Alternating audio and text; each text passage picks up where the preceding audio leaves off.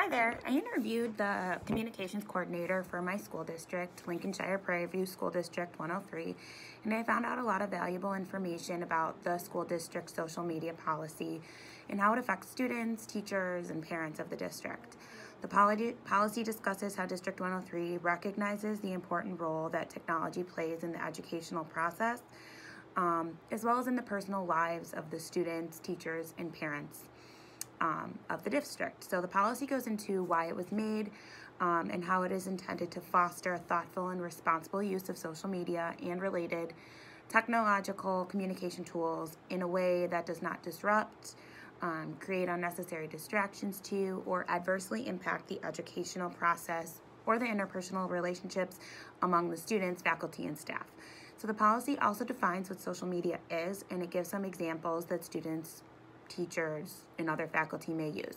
So for example, Facebook, MySpace, Instagram, Twitter, video clips, podcasts, YouTubes, blogs, etc. Because the district is so fortunate to have one-to-one iPad use, the policy also outlines personal technology. The policy described what is described as personal technology, and it's described as any device that is not owned or leased by the district or otherwise authorized for district use. That means that even if the iPad is owned by the student but is used for district use, it has to follow the specific guidelines.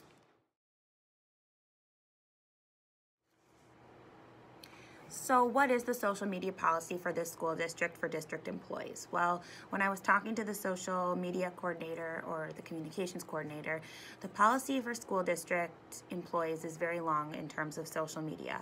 District employees must adhere to the high standards for appropriate school relationships as required by the employee's ethics, conduct, and conflict of interest policy. So it links to another policy. And this means that regardless of the ever-changing social media and personal technology platforms that are available, district employees are expected to maintain high standards in their school relationships, to demonstrate integrity and honesty, and to be considerate and cooperative, and to maintain professional and appropriate relationships with students, parents, staff members, and others. So that really goes along with the sexual harassment and the ethics part of that policy. And then it goes into the Code of Ethics mentions that any employee who sexually harasses a student or otherwise violates an employee conduct standard will be subject to discipline, including dismissal or being fired. The policy discusses how district employees may not post images or private information about themselves or others in a manner accessible to students and other employees that is inappropriate as defined by the employee ethics, conduct, and conflict of interest policy. So anything that would make someone uncomfortable or be considered some kind of sexual harassment cannot be posted on social media. The policy also discusses how the district is responsible for training staff about social media and the appropriateness is outlined with the workplace harassment prohibited policy. So the policy also discusses that staff are not allowed to post their political views on social media because they don't want to be responsible for hiring someone who does not align with their district statements. The policy also discusses how district's electronic networks shall be consistent with the curriculum adopted by the district, as well as the varied instructional needs and learning styles, abilities, and developmental levels of the students. So this means that teachers cannot be using their personal devices or social media accounts to be using things other than things that are district or curriculum aligned. It also discusses how the district has access to our searches and what is stored on our computers so that everything we do should be for the job and nothing else. Each staff member must sign the district's use agreement as a condition for using the district's network. Failure to adhere to the guidelines results in loss of privileges of social media, the internet, and other disciplinary or legal action could be put into play if they find necessary. So teachers are only able to communicate with students and their parents or guardians through district-provided or a supported method, such as Remind, which is something that I personally use with my students and my students' parents. So employees shall discourage students from making contact through the employee's personal technology or social media, and repeated attempts by a student to make such contact has to be reported to the employee's supervisor, such as the principal. So again, we all have students that try to follow us on social media, like our personal Instagram or Twitter, and that's something that is not allowed and is aligned or outlined in this policy. And if they continue to to try to do that, that's something that we need to report immediately. Teachers are responsible for making sure that technology in general does not disrupt the educational or work environment or the delivery of education or educational support student services. So teachers are not allowed to use personal technology or social media to share, publish, or transmit information about students, including including the student record information or images of students and or district employees without approval or consent. On social media, teachers are told to refrain from using the district's logos without permission. It is mentioned that social media and personal technology for personal uses are to be used only during non-work hours. So any, duty-free use of technology or social media must occur during places that the use will not interfere with job duties or otherwise disrupt the school environment or operations. So if you're going to be doing it, like do it in the lounge, or don't be doing it in your classroom where it could be disrupting. We do have a social media consent form, and I'll get into that a little bit later when we talk about the students.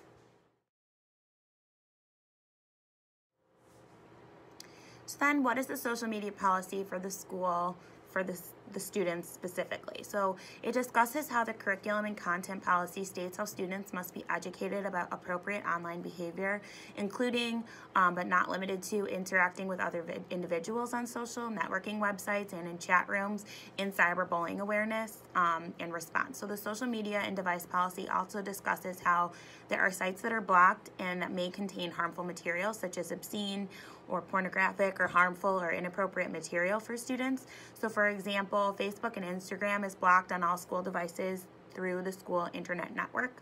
And then each student and their parent must sign the district's use agreement as a condition of using the district's electronic network, similar to how the teachers have to do that as well. Failure to adhere to the guidelines and results in loss of privileges of social media, the internet, and other disciplinary or legal actions similar to staff members. And again, employees have to make sure that students aren't contacting the employees through non-district approved methods. So they should not be talking to them through social media. And then, we can kind of talk about the social media policy for parents as well. It is very small within this policy. While the parent is within the district or school and using their devices, they have to comply to the rules of the social media and technology policy, similar to the way that staff members or students have to. They have to go through the district's use agreement as an agreement for using the district's electronic network and sign it along with their student. So they're responsible for signing it and reading it with their student at the beginning of the year.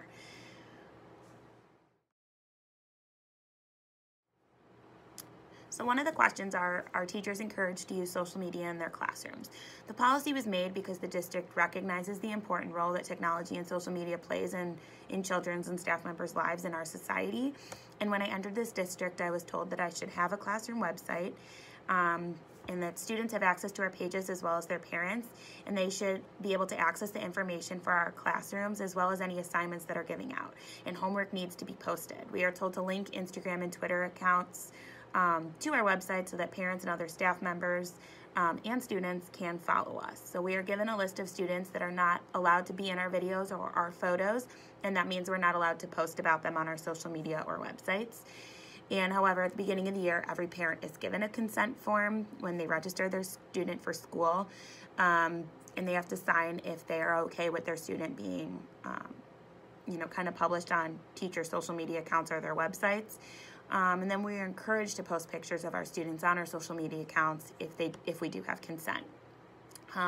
Parents really like to see their kids and are avidly looking at their kids' teachers' accounts to see what's going on in and around their classroom. For example, when I took a bunch of the kids to Springfield this year, we were getting emails about parents about can the teachers on bus 4 please post more on their social media accounts because my student's on bus 4 and I want to see what they're doing, and they really do want to see what's going on in their students' lives.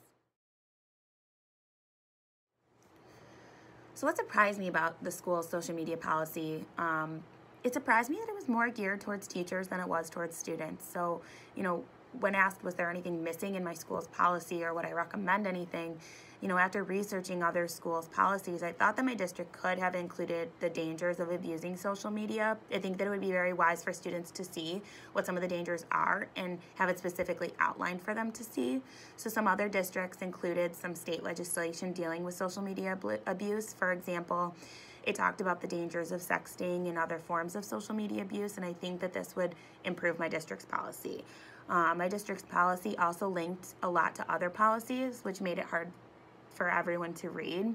It was more helpful for me to have that interview with the communications coordinator rather than read through the policy myself because of how difficult it was to follow. It was, you know, it would say, you know, outlined as in policy 5-20, and then it would link me to that policy rather than just having it all outlined there for me. I think that the social media guidelines and best practices could have also been included to give examples of how to make appropriate decisions. I think that the policy could be geared more towards students instead of having it just more geared towards teachers, because I really do think that more of the kids are the ones that are more abusing social media than teachers. I think that that's what would have made it, it would just improve my school policy.